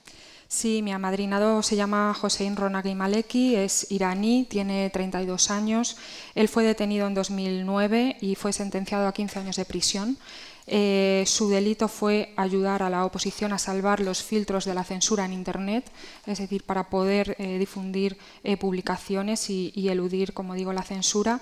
Como recordaréis, en 2009 estalló en Irán lo que se llama Revolución Verde, una especie de estallido social que reclamaba revisar las elecciones que dieron la victoria a Mahmoud Ahmadinejad frente a sus rivales reformistas. Esta revolución fue duramente reprimida por las autoridades iraníes, que detuvieron a sus cabecillas políticos. Por supuesto, todavía ellos están en prisión, y a cientos de opositores, periodistas, activistas de los derechos humanos. Uno de ellos es Maleki. Su salud se ha deteriorado muchísimo en la cárcel porque allí, bueno, ha sufrido torturas. Las condiciones en las cárceles, como es el común denominador, son muy insalubres, hasta el punto que él ha perdido un riñón. Entonces, bueno, tiene un estado muy alarmante que le obliga a pedir permiso a sus carceleros para poder recibir tratamiento, que a veces no consigue. Entonces, bueno, va entrando y saliendo en libertad bajo fianza para someterse a tratamiento. La Fiscalía le negó en julio revisar su pena, así que sigue en un limbo y en un estado de amenaza siempre, como muchos de sus compañeros. Entonces nosotros desde Reporteros Sin Fronteras pedimos su liberación y la de otros presos políticos como Narges Mohammadi, que también está en nuestro programa de apadrinamientos. Javier. Sí, tú una bloguera también. Bueno, en este caso sirio, y la verdad es que el grito en favor de Tal al-Malohi es un grito para la libertad y para la defensa de la vida, en este caso, ¿no? de los compañeros que siguen ejerciendo el periodismo de aquella manera en Siria, que no hay más forma de ejercerlo que a través de algún blog. La única información que hay es la oficial y de la red de la televisión del régimen. Tal al-Malohi fue detenido hace ya más de 5 años, acusado de colaboración con los Estados Unidos, al parecer por un texto en el que pedía una intercesión para los hermanos musulmanes a Obama. Entonces es un caso oscuro que, pese a la intercesión de su familia al propio presidente Assad, pues no se ha conseguido la libertad después de 5 años. Y tampoco hay unas pruebas concluyentes de vida, ¿no? de nuestro compañero, pero hay que seguir luchando por su presencia y por la del periodismo sirio, como digo, que no es de un grito en favor de la libertad de prensa, sino casi de la supervivencia, ¿no? de los periodistas. Javier se estaba refiriendo a unas imágenes que tenemos a nuestras espaldas. Quienes nos siguen por Radio 5 no las están viendo, pero poner cara a todos estos nombres es importantísimo, ¿verdad, Rosa? Exacto, y como muy bien decían todas mis compañeras, es muy importante que no les olvidemos, porque ellos están pagando con su vida. Sus familias están sufriendo porque las familias también sufren cárcel, sufren el acoso de las autoridades, y todo ello para que nos llegue la información, para que sepamos qué está ocurriendo. Imagino que para ellos el pensar que lo que están pasando se sabe fuera, se sabe gracias a gente como vosotros, es muy importante. Queremos pensar que sí, que es importante, y lo que nos gustaría es que tuviéramos más capacidad para presionar a las autoridades. Hay muchos países que este gesto de denuncia sí que sirve para mejorar su situación de los encarcelados, pero hay muchos otros países que no hacen caso de estas denuncias y que obran con total impunidad. Pues gracias por vuestro testimonio, Rosa, Javier. Estamos llegando ya al final del programa. Quedan apenas 7 minutos. ¿Cómo vamos a aprovecharlos, Lara? Pues muy bien, porque ya tenemos en el escenario a Eva Amaral y a Manuel García, que han decidido terminar este acto como se debe, con la voz, con la palabra de Violeta Parra en el centenario de su nacimiento. Y lo que vamos a escuchar solo se puede escuchar aquí y ahora. Muchas gracias por esta invitación. Como ya se ha dicho aquí, son 100 años que se cumplen del nacimiento de nuestra artista chilena y latinoamericana, tal vez la más importante, Violeta Parra, por lo que es también una emoción profunda poder sentirla en voz de una artista tan importante como Eva Amaral. Muchas gracias. El honor es todo mío y más de poder compartirla contigo, Manuel. Muchísimas gracias.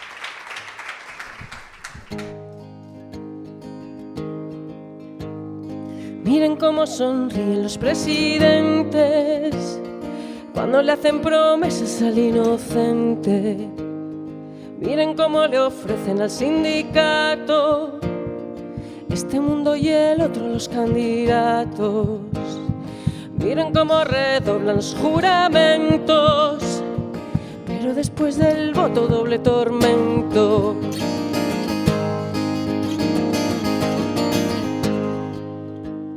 Miren el hervidero de vigilante para rociarle flores al estudiante.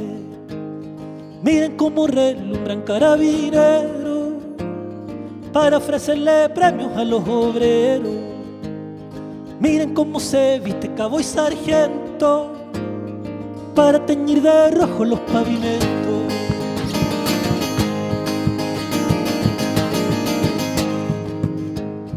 Miren cómo profanan las sacristías con pieles y sombreros de hipocresía. Miren cómo blanquearon mes de María y al pobre negrellaron la luz del día.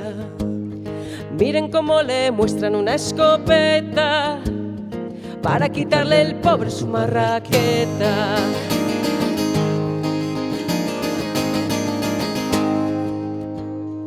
Miren cómo se empolvan los funcionarios para contar las hojas del calendario. Miren cómo gestionan los secretarios las páginas amables de cada diario. Miren cómo sonríen angelicales. Miren cómo se olvidan que son mortales.